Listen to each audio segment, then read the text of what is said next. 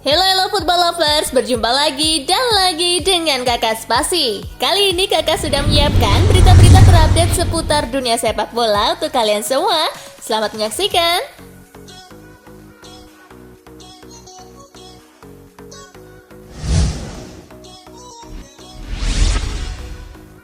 Ajax versus Brighton, The Seagulls menang 2-0. Bertanding di Johan Cruyff Arena, laga berjalan sengit sejak awal. Ansu Fati membawa Brighton unggul lewat ancaman pertamanya di menit ke-14. This is great for Brighton. Di babak kedua, Simon Adingra berhasil menggandakan skor Brighton. He's found Adingra. Adingra finds the... Skor 2-0 bertahan sampai akhir. Kemenangan membuat Brighton memimpin grup B Liga Eropa dengan 7 poin. Ajax berada di dasar klasemen dengan 2 poin.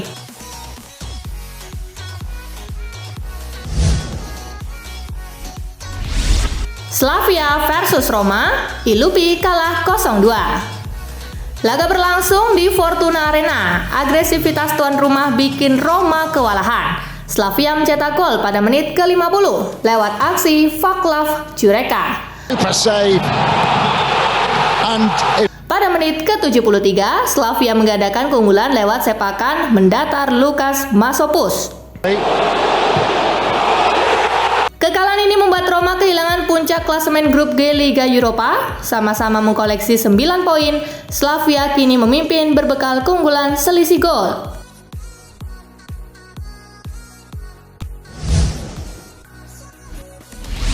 Toulouse versus Liverpool, penuh drama, The Reds tumbang 2-3. Bermain di Stadion Municipal, Liverpool kebobolan lebih dulu pada menit ke-36 lewat Aaron Donum. Dunham going for goal. It's deflected in over... Pada menit ke-58, Cis Dalinga berhasil menggandakan keunggulan. That's Dalinga!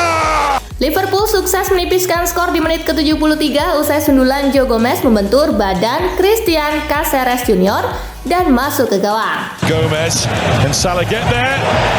Namun 2 menit berselang, Toulouse berhasil menambah gol lagi lewat Frank Magri. Win. Kelleher gets a touch. Here's a chance. Gol kedua Liverpool hadir di menit ke-89 lewat Diogo Jota. Jota trying to find the shot. Situasi dramatis terjadi di menit ke-7 injury time. Jarel Kwanzaa berhasil menyamakan kedudukan, namun wasit menganulir gol tersebut usai VAR menunjukkan handball Alexis McAllister dalam proses gol itu. Skor 3-2 bertahan hingga usai. Kekalahan ini tak mengganggu posisi Liverpool di puncak klasemen grup E dengan 9 poin.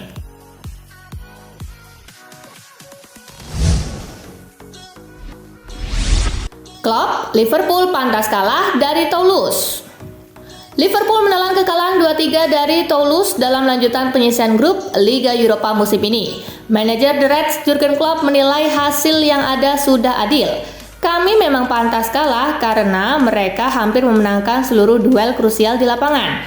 Ada banyak situasi ketika kami bisa memenangi bola, tetapi nyatanya tidak, ujar Klopp usai laga dikutip situs resmi Liverpool.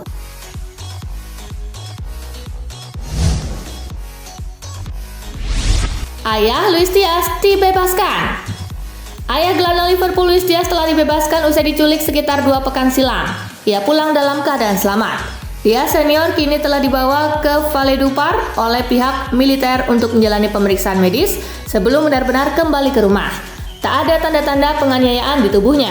Manajer Liverpool Jurgen Klopp menyebut kabar ini membuat Diaz lega, apalagi muncul jelang laga melawan Toulouse di Liga Eropa.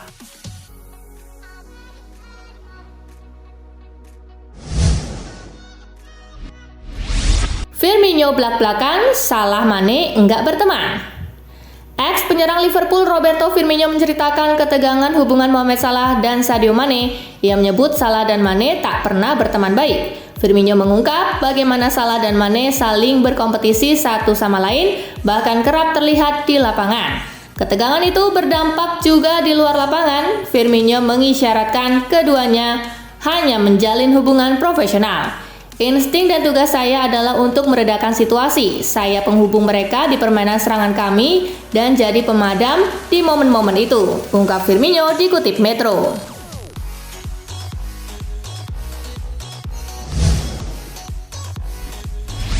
Teken kontrak baru Simeone di Atletico sampai 2027. Diego Simeone resmi menaikkan kontrak baru di Atletico Madrid. Ia akan bertahan sampai 2027 mendatang, sekaligus menepis rumor-rumor terkait masa depannya.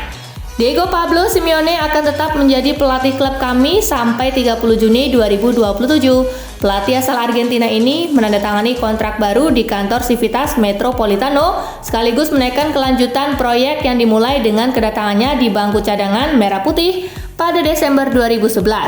Ungkap pernyataan resmi Atletico.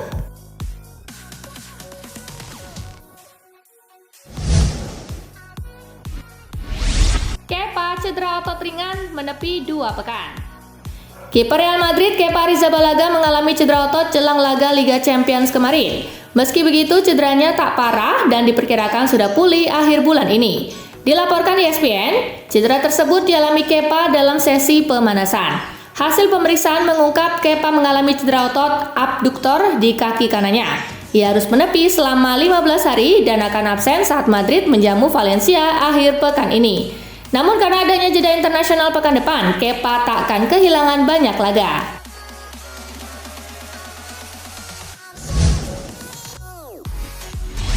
Pemain Copenhagen sindir Bruno Fernandes si tukang ngeluh.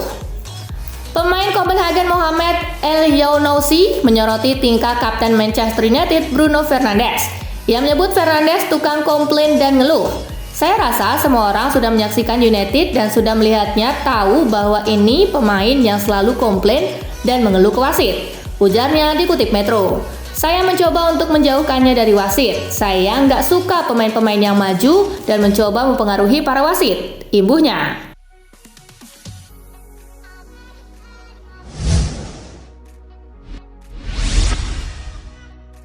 Garnacho sering bikin trik kotor. Kelakuan Alejandro Garnacho bikin pemain FC Copenhagen kesal. Winger Manchester United itu disebut badut karena sering bikin trik kotor. Hal tersebut diungkapkan oleh bek Copenhagen Dennis Favro yang mengungkap kekesalannya pada Garnacho. Pemain berusia 19 tahun itu disebut suka mengganggu lawan jika mendapat penalti dengan trik kotornya. Ini kedua kalinya dan di lapangan kami, bagi saya dia badut, kata Favro kepada Bold.dk. Dia punya mentalitas bocah ketika mencoba hal seperti ini lagi dalam pertandingan tandang pula, lanjutnya.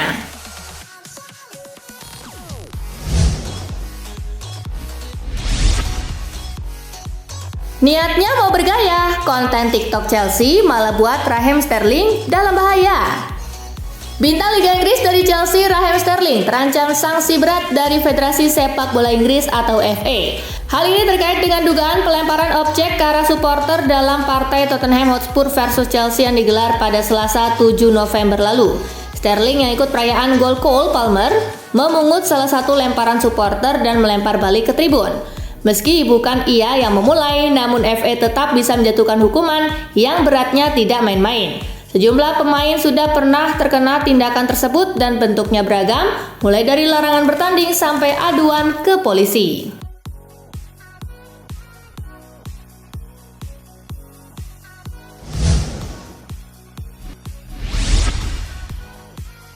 Agen Erling Haaland tepis mengenai potensi transfer Erling Haaland ke Real Madrid.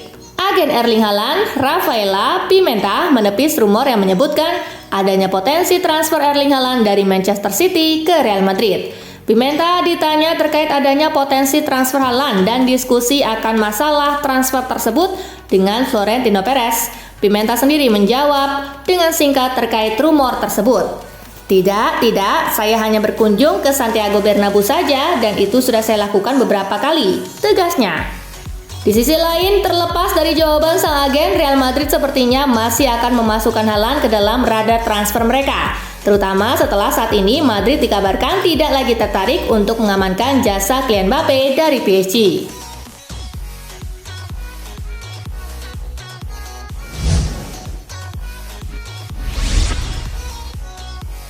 David De Gea negosiasi dengan klub La Liga soal transfer Januari. 5 bulan setelah meninggalkan Manchester United, De Gea masih berstatus bebas agen dan kembali ke Spanyol kini menjadi sebuah kemungkinan besar. Media Spanyol ID menulis bahwa Real Betis dan De Gea telah memulai negosiasi awal dengan kedua belah pihak bertekad mewujudkan transfer tersebut. Los Verdi Blancos berharap bisa merampungkan perekrutan ini, sebagaimana pemain nomor 1 mereka saat ini, Rui Silva, sedang dikaitkan dengan pintu keluar dari klub pada musim dingin. Dan mereka hanya memiliki Claudio Bravo yang berusia 40 tahun sebagai pelapis.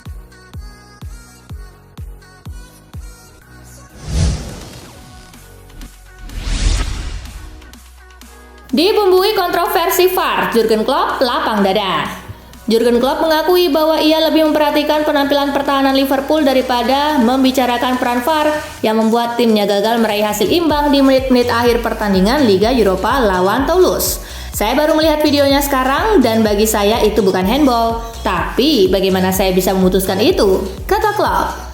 Sebenarnya saya sedikit lebih prihatin dengan fakta bahwa saya ingin kami bermain lebih baik. Jujur saja, itulah masalah utama saya malam ini. Lanjutnya.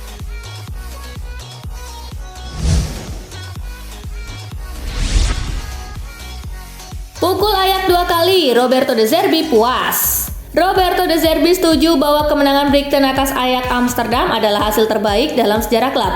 Namun sang pelatih sedikit khawatir dengan masalah cedera yang terus bertambah pada pasukannya. Kami sangat senang untuk para pendukung dan klub kami. Saya pikir kami pantas menang karena kami bermain selama 70 menit dengan sangat baik, ujar De Zerbi. Namun kami memiliki banyak pemain yang cedera, terutama di posisi bek sayap. Untuk itu, kami harus mencari solusi lain. Kami akan bermain pada hari Minggu di laga krusial dan kami ingin menang. Lanjutnya.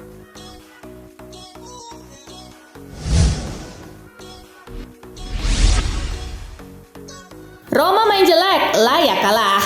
Jose Mourinho mengakui AS Roma tampil buruk di markas Slavia Praha. Kekalahan memang jadi hasil yang sepantasnya ditelan Ilupi. Pasukan Jose Mourinho yang tampil lesu hanya mampu mencatatkan 5 tembakan dengan 2 yang on target. Sementara Slavia melepaskan 19 percobaan, 6 diantaranya mengarah ke gawang.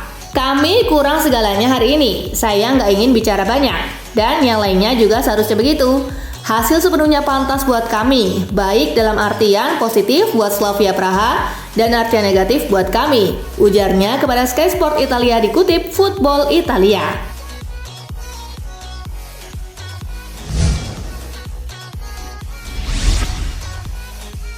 Danny Drinkwater umumkan pensiun dari sepak bola.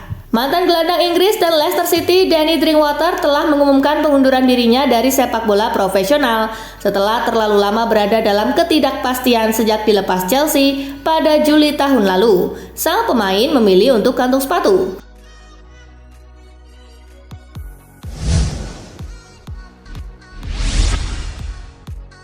Messi akui dirinya ingin menggunakan jersey nomor 10 saat masih bermain untuk PSG. Pemain Inter Miami Lionel Messi mengaku dirinya ingin memakai jersey nomor 10 yang ikonik dengan dirinya saat bermain di PSG. Sayangnya di PSG, Messi akhirnya tak memakai jersey nomor 10 karena di PSG nomor tersebut telah digunakan oleh rekan satu timnya dan juga teman dekatnya Neymar. Messi pun memilih untuk mengalah dan akhirnya menggunakan nomor lain yaitu nomor 30. Meski bukan masalah besar, tapi jujur saya ingin mengenakan nomor yang biasa saya kenakan karena saya menggunakannya selama hidup saya, tetapi nomor 30 adalah nomor yang tak kalah penting karena itu nomor pertama saat saya bermain bola, ujar Messi.